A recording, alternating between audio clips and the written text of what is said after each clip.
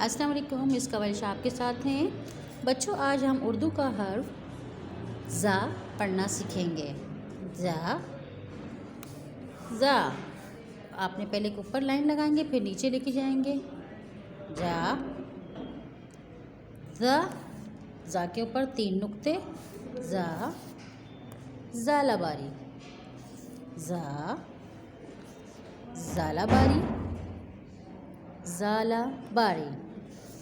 अब हम ज़ा को लिखना सीखेंगे।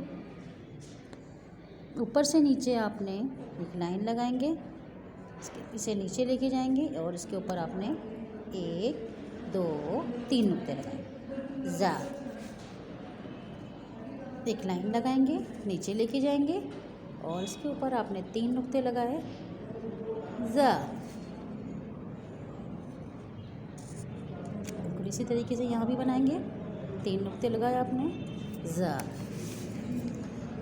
ज़ा 1 नुक्ता अगर हम लगाते हैं तो ज़ा ज़ेबरा, 3 नुक्ते अगर हम लगाएंगे तो ज़ालाबारी बन जाएगा।